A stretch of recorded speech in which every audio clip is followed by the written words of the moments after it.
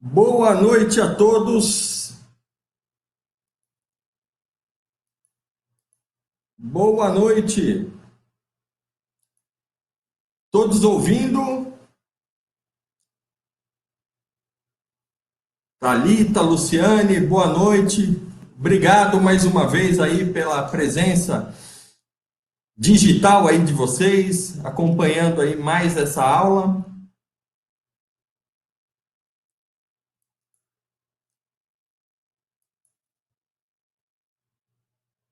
Boa noite aí, tem gente entrando ainda. Enquanto isso, se vocês puderem ir colocando aí no chat se vocês são advogados, estudantes ou são de alguma outra área. Rosana, acabou de entrar. Boa noite, Rosana. Puder colocar aí qual a sua área de atuação, se você é advogada, estudante. Essa aula aqui, ela um pouco diferente das demais, é um tema que ele é afeto a toda e qualquer área, né? Principalmente para aqueles que são profissionais liberais, profissionais autônomos, ou seja, todo mundo que vende alguma coisa, seja produto, seja serviço, precisa saber gerar credibilidade nos seus clientes. Eu costumo dizer que dois ativos muito importantes dos advogados, que eu falo pela minha área, mas também se conecta com qualquer área, dois ativos muito importantes, é a questão do tempo e a questão da credibilidade. Então, pessoal entrando, boa noite a todos. Rosana, sou sua aluna na Unip do 5º semestre. Que bom, Rosana, já te identifiquei aqui. Obrigado aí pela sua presença. Eu queria também, a Letícia, advogada, abrindo meu próprio escritório. Que bom, Letícia. Parabéns, muito sucesso. O que a gente puder ajudar, se você continuar assistindo nossas aulas, não sei se você assistiu às anteriores, tem muito conteúdo que vai te ajudar nesse início aí de carreira, nessa nova empreitada aí com o escritório próprio. O Antônio Carlos entrando também. Eu queria, só antes de começar, fazer aqui de público um agradecimento ao pessoal aí da minha equipe, do suporte, a Alessandra, a Silvia, fazer um agradecimento também muito especial a Rose e mandar um beijo para os meus sobrinhos que prometeram que iam estar assistindo a essa aula. É bom que eles já vão aprendendo desde cedo a gerar credibilidade. O Miguel e o João Pedro, um beijo do tio. Está aparecendo aqui programa da Xuxa, né? Mandando beijo. Então, a Letícia, a primeira aula, agradeço imensamente. Obrigado, Letícia, pela força, pelo incentivo. Espero que você aproveite bastante as aulas. Vamos lá.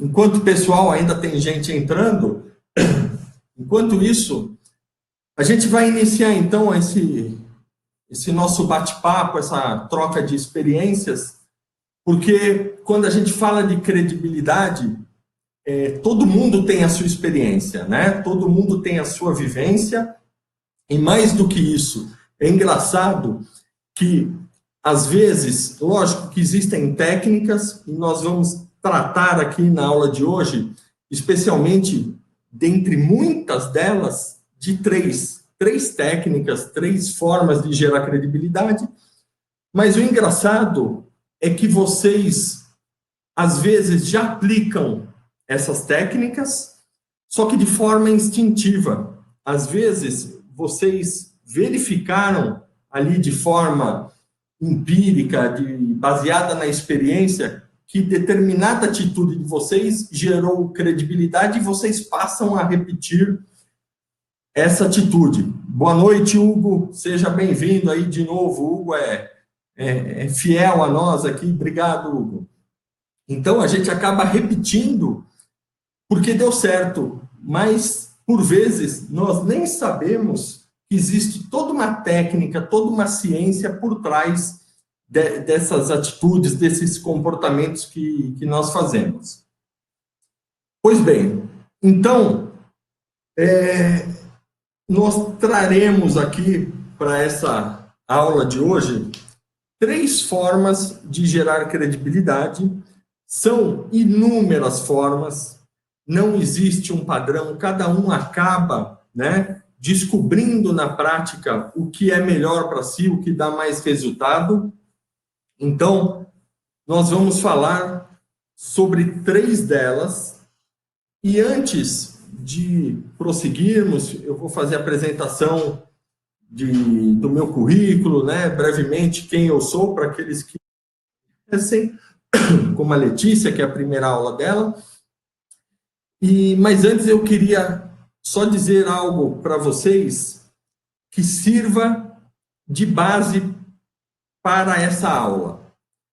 As pessoas só fazem negócios, as pessoas só contratam, as pessoas só negociam com quem elas gostam. As pessoas só negociam com quem inspira confiança a elas. Então, essa premissa, esse axioma vai perdurar durante toda a nossa aula.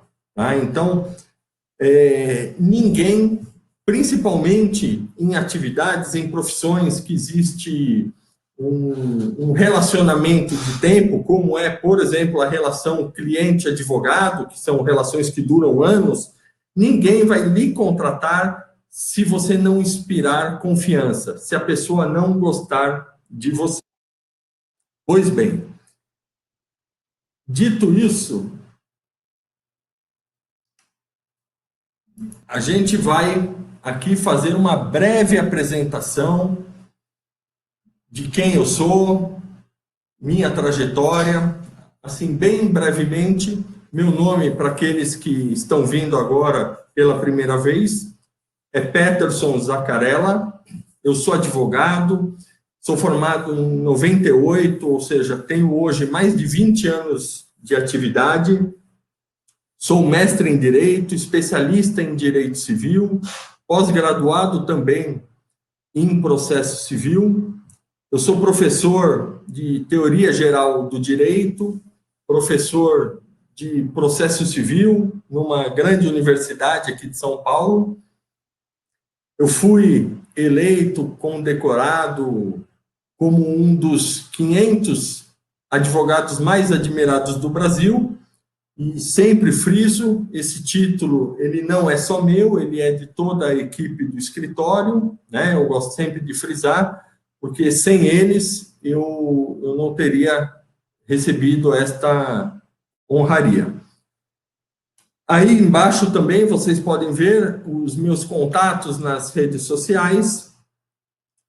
Se vocês entenderem que a aula agregou, fez sentido, eu pediria que vocês divulguem, né? Vamos criar aqui o que eu chamo de uma corrente do bem. Nós precisamos de profissionais mais qualificados, profissionais melhores, mais preparados. Então, conhecimento é o que já disse, né, um filósofo, conhecimento é a única coisa que se multiplica ao ser dividida. Então, vamos dividir esse conhecimento com mais pessoas, atingir mais pessoas, para que a gente possa aí fazer essa verdadeira corrente do bem, tendo profissionais melhores, mais qualificados. E muitos acham que você tendo outros profissionais mais qualificados, isso daí é ruim porque você melhora a sua concorrência. Pelo contrário, a gente tendo gente mais preparada, a gente acaba enaltecendo o nome da nossa profissão, no nosso caso, a advocacia, a gente acaba tornando a advocacia melhor. Pois bem, vocês já sabem, as aulas todas quintas-feiras, às 21 horas. Então, anotem aí no celular, na agenda de vocês, e nós temos esse verdadeiro compromisso toda quinta-feira, às 9 horas da noite.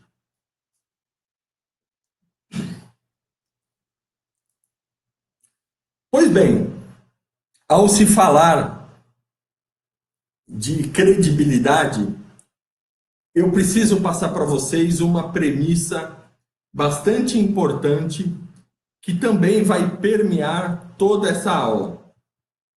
E a gente vai falar, essa premissa tão importante, são os chamados gatilhos mentais. Daqui 1 ou 2 slides, eu vou explicar melhor o que são gatilhos mentais, mas antes eu quero fazer um teste aí com vocês, tá? Fazer um exercício bem rápido, para que vocês entendam na prática o que significa gatilhos mentais. Eu vou avançar aqui o slide. O próximo slide serão 2 fotos. Eu quero que vocês olhem para essas fotos com bastante atenção durante 2 segundos. Não mais do que isso. E eu quero que vocês participem aí, colocando no chat. A Rose entrou. Boa noite, Rose. Eu quero que vocês coloquem aí no chat qual desses 2 profissionais vocês, se tivessem que contratar, assim, de pronto, se vocês contratariam o profissional número 1 ou o profissional número 2, ok? Vamos lá. Preparados? 2 segundos, hein? E aí escrevam aí no chat, por favor. Tá aí. O tempo já foi. Qual desses 2 profissionais, vamos imaginar aqui, acredito que a maioria que esteja aqui nessa aula é formada por advogados ou estudantes de direito, então vamos imaginar que vocês estão contratando um advogado. Qual vocês contratariam? Advogado 1 ou 2?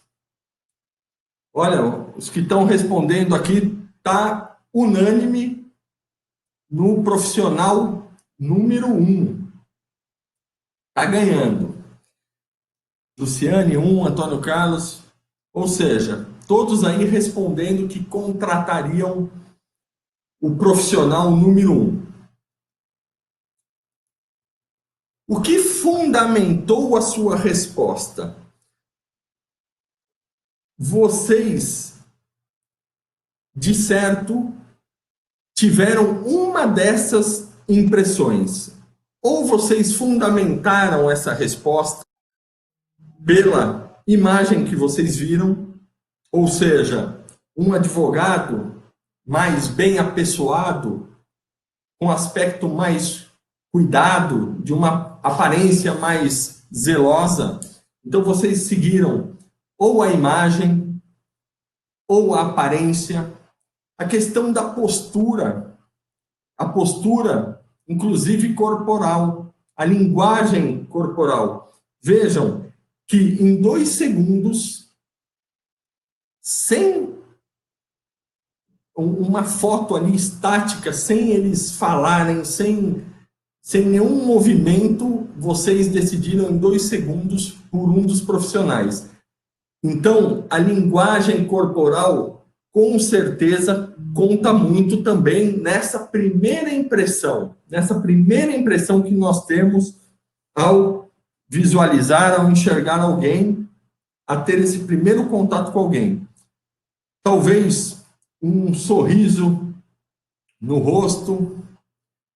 Então, vejam, vocês decidiram por contratar o profissional número 1, sem que eu mesmo dissesse para vocês acerca da competência de cada um de vocês.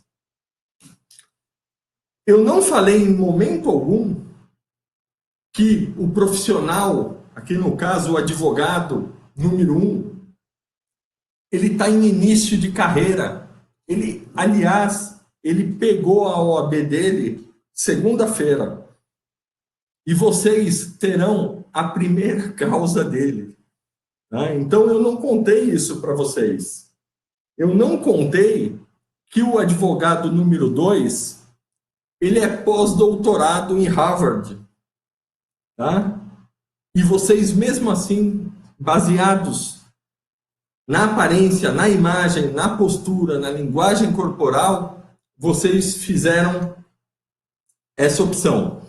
E mais, nós nem chegamos a indagar qual desses dois profissionais talvez seria o profissional altamente especializado naquele problema que te aflige, naquela dor que você tem, naquele problema que você quer ver sanado. Então, vejam que nós tomamos decisões, nós tomamos atitudes no dia a dia de forma absolutamente emocional, porque vocês não racionalizaram para escolher entre um em detrimento do advogado aí, número 2. Então, vejam só que interessante. Esse exercício que vocês participaram, na verdade, ele se trata de um gatilho mental. E como que a gente pode conceituar gatilhos mentais? Gatilhos mentais são decisões que nós tomamos, aliás, que o nosso cérebro toma por nós, meio que no piloto automático. São decisões não racionalizadas, não raciocinadas, que nós tomamos com base, muitas vezes, em experiências pretéritas, em experiências passadas. E por que os gatilhos mentais funcionam e nos fazem tomar decisões em 2 segundos? Aliás, há pesquisas americanas que informam que nós decidimos se gostamos ou não de uma pessoa em apenas meio segundo. Então, imaginem, em menos de 1 segundo, metade de 1 segundo, o meu cérebro já registrou se eu tenho simpatia ou não com aquela pessoa. Então, por que o cérebro toma essas atitudes? Por que nós somos direcionados por esses gatilhos mentais? Na verdade, o cérebro, ele age dessa forma que é para facilitar a nossa vida. Então, nesse intuito de facilitar as nossas decisões, o cérebro, ele busca o quê? Em primeiro lugar, poupar energia. Vejam, nós somos, hoje em dia, ainda mais, nós somos bombardeados de informações a cada minuto. Então, imaginem se nós, diante de tantas informações que recebemos, nós tivéssemos que raciocinar, nós tivéssemos que selecionar, pela lógica, essas informações. Então, o que nós fazemos? O que o nosso cérebro faz? Ele acaba por poupar energia, por querer poupar energia, diante de tanta informação, ele acaba criando atalhos. Ele acaba criando atalhos para a tomada de decisão. Ok? Está fazendo sentido? Estão entendendo? Então, o cérebro, ele procura poupar energia, ele cria atalhos e, ao final, ele decide por você. Nós tendemos a achar que esta foi uma decisão racional, que essa foi uma decisão lógica, quando, na verdade, nós nem elementos tínhamos para uma decisão consciente, uma decisão lógica. Então, foi, com certeza, uma decisão absolutamente emocional. Ok? Então, nós, sabendo desta premissa, eu quero passar aqui para vocês, até para dar uma base científica do que nós estamos falando, eu quero passar uma pesquisa que foi feita com a professora Vivian Zayas, da Universidade de Cornell, nos Estados Unidos. O que ela fez?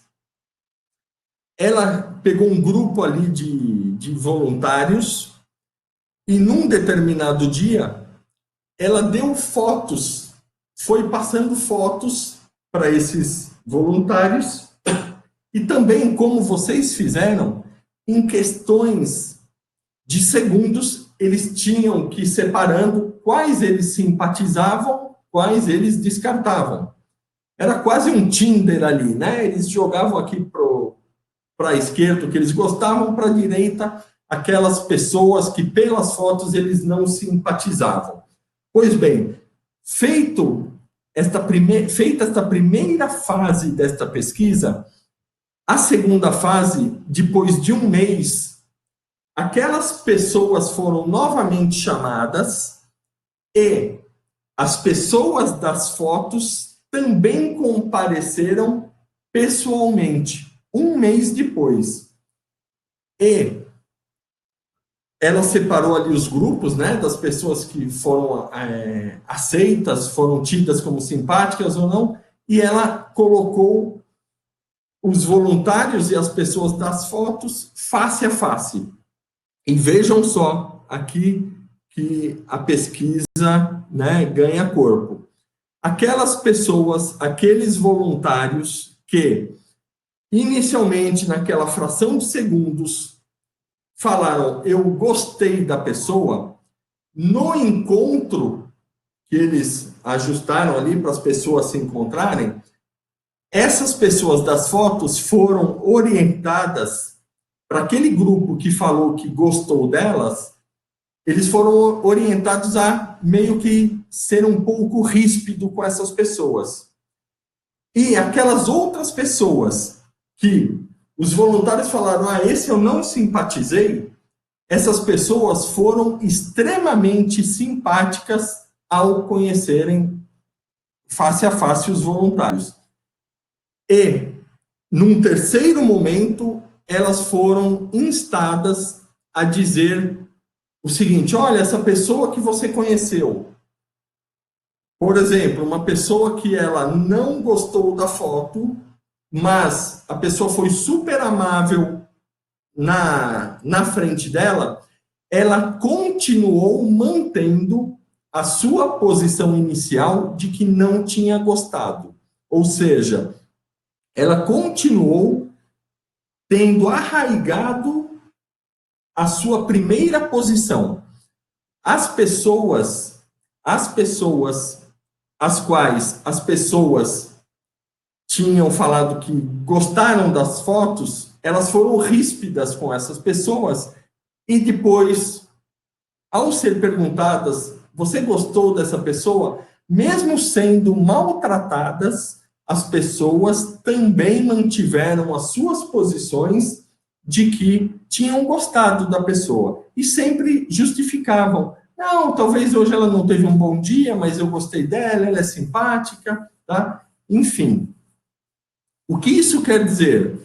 A conclusão que a Vivian Zayas chegou é a que está escrita aí. Na realidade, o que ocorre é que a primeira impressão é tão forte e fica tão arraigada na mente que acaba influenciando a opinião futura. Então, pessoal, eu trouxe esse exemplo só para nós entendermos o quão importante é causarmos uma primeira boa impressão. Porque, às vezes, nós não teremos tempo nem oportunidade de desfazer esta primeira boa impressão. Pois bem, e o que isso que eu estou falando tem a ver com credibilidade? Tudo. Tem tudo a ver com credibilidade, porque a primeira forma que eu trouxe aqui para vocês hoje de gerar credibilidade quase que instantânea nos seus clientes diz respeito exatamente a isso. Demonstre sucesso. Esta é uma das formas de você angariar credibilidade. Perdão. Esta é uma das formas de gerar credibilidade. Mas quando eu falo demonstre sucesso, pode ser que você aí se pergunte o seguinte: tudo bem, Peterson, demonstre sucesso. É fácil falar. Mas e se... Aí aqui está o rol, eu já facilitei a vida de vocês. Eu já fiz um rol aqui de desculpas. Já trouxe pronta para vocês.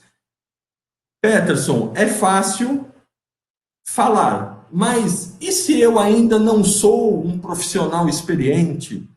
E se eu sou recém-formado? Como que eu vou demonstrar sucesso?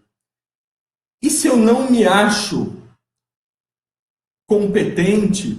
Ou eu não me acho bom o suficiente? Peterson, eu queria demonstrar sucesso, mas eu sou muito inseguro, sou muito tímido, tenho baixa autoestima, me considero um fracasso.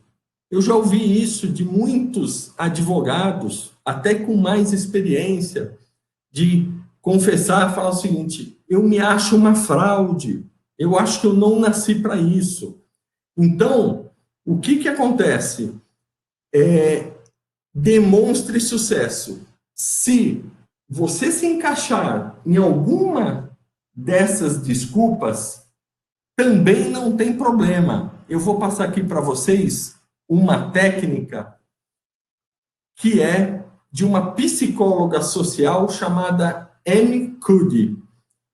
Ela fala que a sua linguagem corporal, ou seja, uma linguagem corporal de sucesso, ela molda quem você é. Aqui só para a gente entender, só para a gente fazer um paralelo. Vocês já passaram, de certo, por alguma situação, sei lá, uma briga com o marido, com a namorada, com o vizinho, e aí vocês ficam remoendo aquela briga, ou ficam imaginando, né? Quando eu encontrar a pessoa, eu vou falar isso, eu vou dizer aquilo, tal. Percebam que as sensações que vocês têm, as sensações físicas que vocês têm, são as mesmas sensações de raiva, né? O rosto fica vermelho, os batimentos aceleram. São as mesmas sensações que você teria se acaso tivesse frente a frente falando tudo que vocês querem para essa pessoa. Então, vejam, o cérebro, ele não distingue, na verdade, o que é realidade do que é imaginação. Ok? Então, o que propõe esta psicóloga social Amy Cuddy? Ela propõe as chamadas poses de poder. As poses de poder não são necessariamente poses, né? Mas são posturas. Posturas que nós devemos ter, que emanam, que transmitem uma aura de alguém de poder, de alguém empoderado, né? Ela propõe nós agirmos como se já tivéssemos esse poder. Eu já pedi para o pessoal do meu suporte passar para vocês um link com a palestra. Tá aí, ó, o pessoal muito eficiente, já está aí, ó, no chat o link desta palestra no TED, tá? Uma aula, são 20 minutinhos, e ela fala justamente sobre isso que eu estou resumindo aqui para vocês, que nós precisamos ter poses de poder, que nós precisamos agir como se já tivéssemos, nós precisamos modelar. Peguem aquele profissional que para vocês é um exemplo, aquele profissional que vocês miram para ele e falam o seguinte, quando eu crescer, quando eu tiver mais experiência, eu quero ser igual a ele. Mirem e modelem essas pessoas. Passem a agir como elas agem. Passem a visualizar a forma como elas atendem cliente, a forma como ela se posiciona, a forma como ela fala, a forma como ela gesticula, a forma como elas se vestem, e aí você passa a modelar essa pessoa.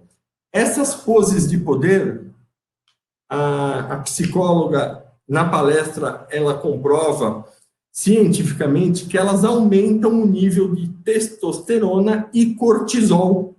Vejam, não é nada real. Vocês estão só fazendo uma linguagem corporal. E isso já é suficiente para que aumente os níveis de testosterona e cortisol.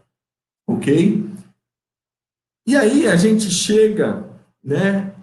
A gente pode aqui parar para pensar e talvez esteja aqui a resposta de que por que algumas pessoas, até menos capacitadas do que nós, se dão bem na vida e outras pessoas, né, com maior competência, com maior estudo, né, com diplomas, doutorados, mestrados, às vezes são pessoas que não se dão bem na vida. O que acontece? Eu vou dar um exemplo aqui que acontece muito em empresas. Não sei se aqui alguns trabalham em escritório ou trabalham em empresa. É muito comum o seguinte, tem ali, né, uma equipe, ali um departamento e vai surgir uma vaga de promoção. E às vezes tem aquela pessoa que ela é extremamente qualificada, tecnicamente qualificada para aquela vaga. Mas aparece uma pessoa, às vezes, mais nova, às vezes com menos tempo de casa, e esta é a escolhida para assumir aquela vaga. A explicação, às vezes, está no seguinte fator. Às vezes, essa pessoa muito qualificada, o que ela está fazendo? Ela está esperando aparecer a vaga para ela demonstrar essas competências.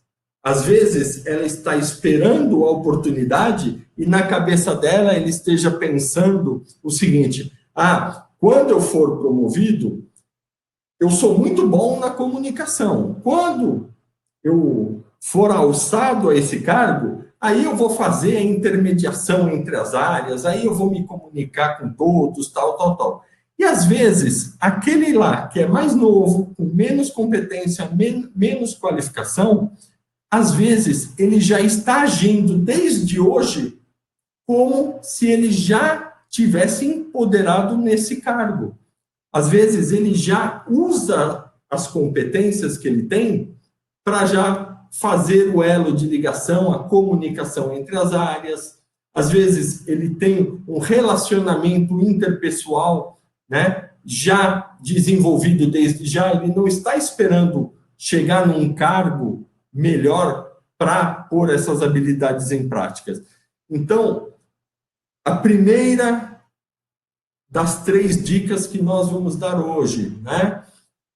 Primeira, demonstre sucesso. Se não tiver sucesso ainda, não tem problema. Façam com que sua linguagem corporal seja uma linguagem corporal de sucesso. O seu cérebro vai começar a internalizar isso como sendo uma verdade. Você tem que ter, né, como dizem agora, uma palavra da moda, o seu mindset tem que ser um mindset de vencedor, tá? Então você tem que acordar, não importa se você vai para o seu escritório e você trabalha sozinho, como a Letícia, né? Que Letícia que está abrindo o seu escritório agora, não importa que você vai chegar lá, talvez não vai ter ninguém, talvez será um dia que você não vai atender clientes, mas se vista como se você estivesse indo para a sua reunião mais importante, né? Se tenha uma atitude, se empodere como se você estivesse indo ali para atender o seu maior cliente. Isso tudo lhe trará, com certeza, uma aura ali de sucesso, um mindset vencedor. Ok? Tudo bem aqui, pessoal? Deu para captar aí a primeira forma de gerar credibilidade? Pois bem,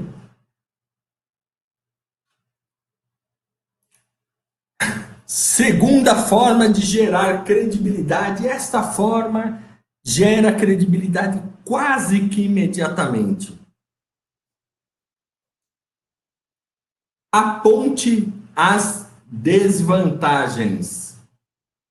Quando eu falo aponte as desvantagens, a gente está falando de ir contra os seus pseudos interesses.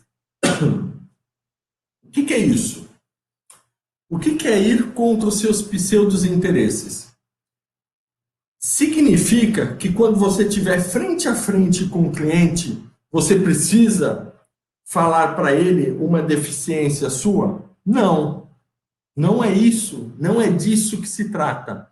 Quando nós falamos, tá, para apontar as desvantagens, a nossa cabeça funciona da seguinte forma: quando alguém nos procura, esse alguém tem a expectativa de que nós vamos ficar tentando vender ali o nosso produto ou o nosso serviço.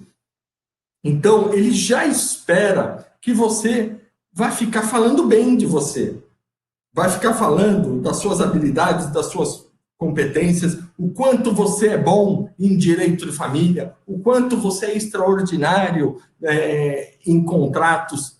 E aí, quando você vai contra um pseudo-interesse, isso daí gera uma credibilidade imediata no seu cliente. Por quê? Porque ele não estava esperando isso. Então, eu vou dar um exemplo aqui rapidinho. Imagine o seguinte: um cliente te procura e conta ali a sua dor, conta o seu problema. O que que esse cliente, ainda que de forma inconsciente, ele espera? Que ele vai no advogado, o advogado vai forçar a barra para ele assinar a procuração e contratar esse advogado, não é verdade? Pois bem, imaginem esse cliente, você o atendendo, e você vira para esse cliente e fala o seguinte: olha aqui, seu João Pedro, pelo que eu estou verificando aqui desses fatos que o senhor me contou, eu acho que a gente consegue resolver isso sem precisar entrar com uma ação. Eu acredito que talvez por uma notificação extrajudicial a gente consiga resolver o seu problema de uma forma muito mais rápida, muito mais barata. Qual será a atitude ou a surpresa do seu futuro cliente quando você diz isso para ele? Ele foi lá esperando que você ia querer entrar com uma ação e você apresenta essa solução para ele.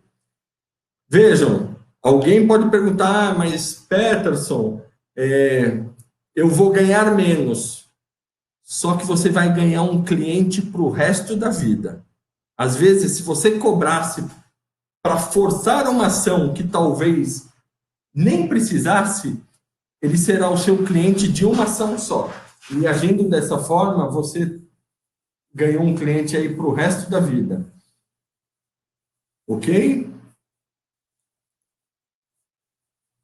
E o que acontece? Tem uma outra questão. Quando você traz algum fato negativo, o bom dos fatos negativos é que eles não precisam de provas. Olha só que curioso. Quem se lembra das aulas de processo civil, quando a gente fala de provas, vai lembrar da chamada prova diabólica, ou seja, não é admitido em direito a prova negativa. A prova negativa, ela é tida como a prova diabólica. Eu só consigo fazer provas de fatos positivos. Então, só para a gente exemplificar, imaginem que eu precise comprovar que ontem, quarta-feira, eu não estava na faculdade dando aula. Como que eu faço uma prova de que eu não estava na faculdade? É uma prova negativa. Eu não consigo produzir essa prova negativa, a não ser através de uma prova positiva. Então, eu posso comprovar que eu não estava ontem na faculdade dando aula se eu comprovar positivamente que eu estava no cinema. Como uma pessoa não pode estar em dois lugares simultaneamente, eu comprovando positivamente, de forma positiva, que eu estava num lugar, logo, por dedução, eu não estava no outro. Então, vejam, quando eu trago para o cliente um fato negativo, eu não preciso provar. Então, imaginem que eu fale aqui para vocês que eu sou o melhor professor da universidade. Vocês vão acreditar? Não, por quê? Porque para provar isso eu teria que trazer documentos, eu teria que trazer diplomas, enfim. Agora, se eu falo assim, eu sou um dos piores professores da faculdade, vocês vão acreditar na hora. Por quê? Porque fato negativo não precisa de prova. Então, este é o segundo fator que gera credibilidade nos clientes. Aponte as desvantagens do seu produto, do seu serviço. Lógico, você não vai, né, apontar uma desvantagem crucial que vai fazer o cliente levantar e ir embora na hora, né? Mas você apontando alguma desvantagem, você gera credibilidade instantaneamente, com a vantagem de não precisar provar isso, porque, em sendo um fato negativo, ele prescinde de provas. Pessoal, terceira e última forma de gerar credibilidade. Demonstre conhecimento. E aqui é interessante, eu quero passar para vocês, né, essas três formas de credibilidade, de gerar credibilidade, já aconteceram comigo inúmeras vezes, eu utilizo, né, nos meus atendimentos, estas e diversas outras formas para gerar credibilidade, e essa também de demonstrar conhecimento é uma forma muito eficaz de gerar credibilidade, só que ela precisa de alguns cuidados, tá? Quais são? Primeiro, de que forma eu demonstro conhecimento? Primeiro, é me aprimorando. Ninguém consegue enganar alguém durante muito tempo. Então, se vai um cliente lá para um atendimento, eu até consigo, né, dar uma enrolada e enganar ele e ele sair achando que eu sou bom. Mas se eu pegar a causa dele, no longo tempo, ele vai perceber. Então, uma forma de demonstrar conhecimento é tendo, de fato, conhecimento. E o conhecimento ele é adquirido ao longo do tempo, ou seja, por um aprimoramento contínuo. E aqui eu digo, rumo à especialização. Hoje, nós sabemos que a chave do sucesso pode estar em você se especializar. Hoje não tem mais espaço para aquele chamado advogado generalista, aquele advogado que faz tudo, né? Aquelas plaquinhas que a gente vê, civil, família, tributário, criminal, previdenciário. Então, uma das chaves do sucesso é a sua especialização. E o que é você se especializar? É você conhecer cada vez mais de cada vez menos. Então, você vai ampliar os seus conhecimentos, restringindo o foco do seu estudo. Outra forma de você gerar credibilidade através, né, da demonstração de conhecimento é você exagerando nesses seus conhecimentos junto ao cliente. Só que você precisa ser didático. Você não pode e você não vai conseguir demonstrar conhecimento falando juridiquês, falando difícil, se ao final você não traduzir isso na linguagem do cliente. Então, eu posso demonstrar conhecimento, mas eu tenho que ser didático. Então, se um cliente me procura com um papel na mão e eu vejo ali que ele recebeu uma citação, não adianta eu chegar para ele, né, para demonstrar conhecimento e falar assim, que legal, aqui é uma citação válida, ela induz litispendência, faz litigiosa coisa e ainda quando ordenada por juiz incompetente. Não, o cliente não vai entender. Então, eu posso até falar para ele, olha, a citação, né, explico que ela induz litispendência e tal, mas eu falo, olha, isso significa que, e eu explico, eu vou mastigar, eu vou dar tudo de uma forma simples para que o cliente entenda. Então, ele vai se impressionar com o seu conhecimento, mas ao final vai entender o que você falou. E sempre falar na linguagem do cliente. Por que sempre falar a linguagem do cliente? Porque no seu escritório, independentemente do nicho que você venha a atuar, você terá que lidar, às vezes, com o presidente da empresa e, às vezes, você vai lidar com o faxineiro da empresa. Então, a sua linguagem tem que ser de tal forma que você se faça entender por ambos. Então, você tem que se amoldar. É lógico que você não usará a mesma linguagem que você usou para explicar para a faxineira o que aconteceu. Você não vai usar essa mesma linguagem, às vezes, né, um pouco mais pobre, um pouco menos formal. Você não vai usar essa mesma linguagem com um executivo, um presidente da empresa. Então, cabe a você se adequar e não o cliente se adequar a você. Uma outra forma também é você demonstrar segurança. Então, quando você detém conhecimento, automaticamente você demonstra segurança. Você é firme naquilo que fala.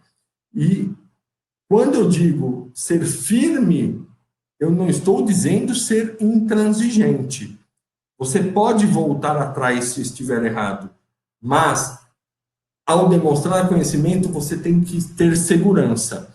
E aqui que eu falei há pouco que a gente tem que tomar cuidado. A linha que separa a segurança da arrogância é uma linha muito tênue. Então, tomem cuidado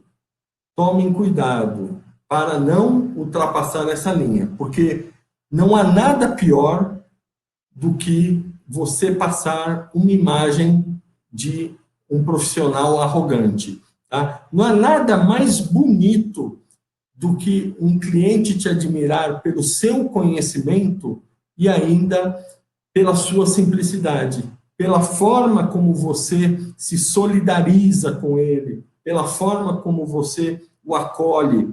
Nós sabemos, advogados, nós somos muitas vezes, né, psicólogos. Então, esta é uma dica muito importante, é uma observação que eu faço para que vocês tomem muito cuidado. Está cheio de profissionais aí bons, mas que perdem com certeza o seu brilho por conta da arrogância.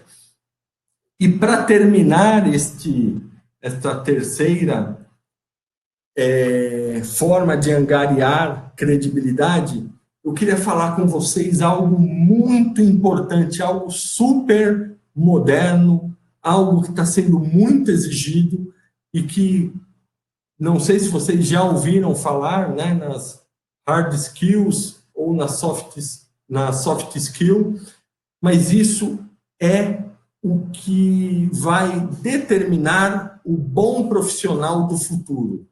Aliás, do futuro não, o bom profissional de hoje. E a gente vai ver por que eu estou falando de hoje.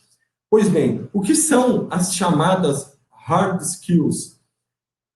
Elas são aquelas chamadas habilidades técnicas, aquelas habilidades rígidas, duras, ou seja, tudo aquilo, todas aquelas competências, aquelas habilidades que a gente consegue comprovar através de certificação, através de diplomas, através de testes, elas são chamadas hard skills.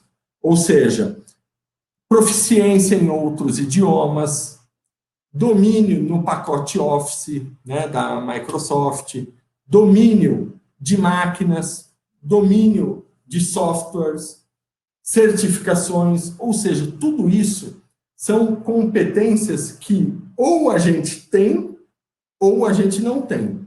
Ou eu falo inglês ou eu não falo inglês, ok?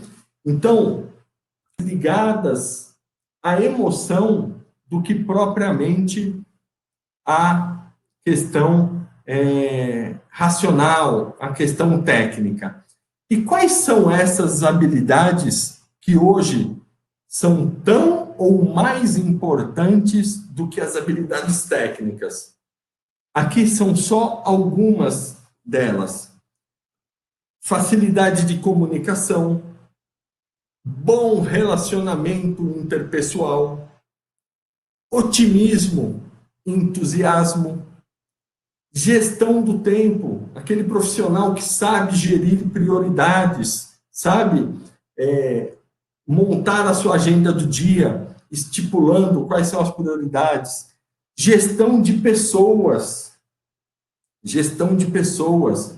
aquele que sabe comandar uma equipe, sabe liderar pelo exemplo e não porque é hierarquicamente superior.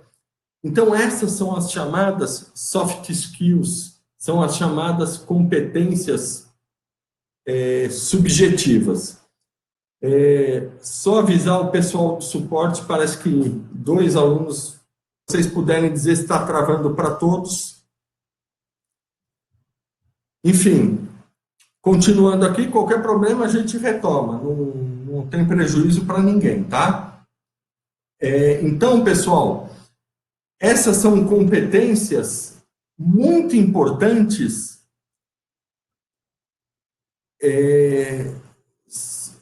pessoal do suporte, vê aí também, parece que está travando.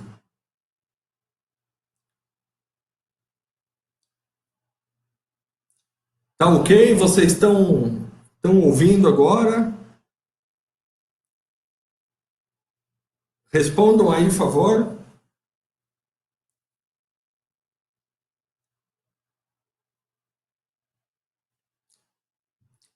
Pessoal, então vamos lá. Ok? Ouvindo. Eu vou dar sequência. A gente já está terminando. Eu vou dar sequência. Qualquer coisa, a aula também, ela de alguma forma a gente acaba disponibilizando ela aí para vocês, tá? Então, Só para encerrarmos aqui. Por que as chamadas soft skills são tão importantes? E diria até, ousaria dizer, mais importante do que essas habilidades rígidas, essas habilidades técnicas. Por um motivo. Essas habilidades subjetivas, a inteligência artificial, os robôs ainda não substituirão. Ainda os robôs não nos substituirão nessas atividades. Nas atividades rígidas, nas hard skills, isso já está acontecendo. Nós estamos sendo substituídos, enquanto que essas habilidades, por serem justamente flexíveis, por serem mais ligadas ao campo das emoções, nós não seremos, pelo menos, tão já substituídos. Tá? Porque um computador, ele não vai conseguir, né, ter a questão do bom relacionamento. Ele não vai substituir otimismo, entusiasmo, né? Um bom computador não vai conseguir negociar com outra parte, ok? E por que eu disse que é muito importante essas soft skills?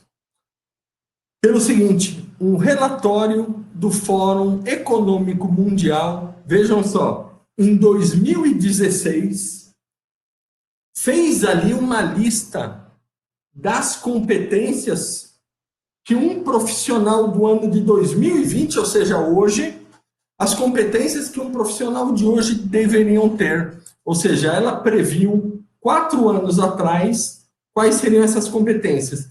E quais são essas competências? Capacidade de resolver problemas. Capacidade de negociação.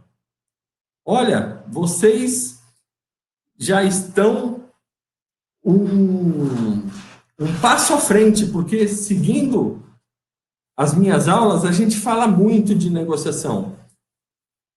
Flexibilidade cognitiva, inteligência emocional, ou seja, tudo competências que o computador não nos substitui. Saber tomar decisões e pensamento crítico. Então vejam, façam uma análise, aqui para a gente terminar, façam uma análise. Se o relatório do Fórum Econômico Mundial já previa que em 2020 o profissional deveria ter essas habilidades, estudem aí quais delas vocês já possuem, quais vocês precisam desenvolver, quais vocês precisam fortalecer em vocês, ok? Então, pessoal, então essas foram as 3 formas de gerar credibilidade. Eu vou abrir agora, se vocês tiverem alguma pergunta, vocês podem fazer aí no chat, ok? A gente abre aí alguns minutinhos para as perguntas. Como está sendo praxe já nessas... Eu deixo sempre aqui, ao final, uma frase para a gente refletir, né? E dessa vez é uma frase do filósofo Sócrates, que sabe que conhece os limites da própria ignorância. Então, pessoal, obrigado. Na próxima quinta-feira a gente tem um encontro marcado, anotem aí nas suas agendas, programem aí o alarme, e se vocês estão gostando das aulas, por favor, compartilhem, divulguem para alguns amigos que possam se beneficiar dessas aulas. E também eu pediria o favor de vocês, no decorrer da semana, irem pontuando, pode ser ali no chat que tem ali no Instagram, pode ir pontuando quais temas, né, dentre esses que nós falamos, que em relação a honorários, negociação, competências de um profissional de sucesso, quais temas vocês gostariam de que nós tratássemos, tá? Nós temos também um canal no YouTube, nós temos também uma página no Facebook e aqui no Instagram. Então, para vocês não perderem nenhum conteúdo, a gente tem postado toda semana conteúdo relevante. Então, eu peço que vocês se inscrevam nessas plataformas aí, tá tudo anotadinho aí. E vamos ver se tem perguntas. Só um minutinho.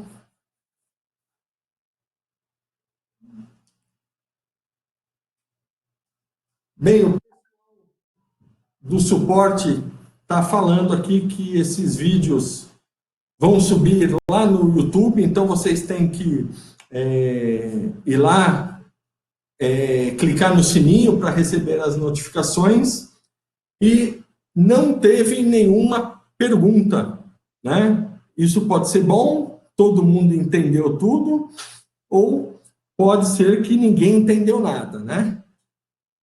Então, avisa e pergunta. Ah, sim. Se alguém tiver alguma pergunta que não deu tempo, alguma pergunta que acabou surgindo só depois, né? Vocês também podem mandar essas perguntas que eu procuro responder aí no decorrer da semana. Tá joia? Então, muito obrigado. Obrigado a todos vocês aí, Thalita, Rose, Letícia, Hugo. Então, Antônio Carlos, muito obrigado e até quinta que vem.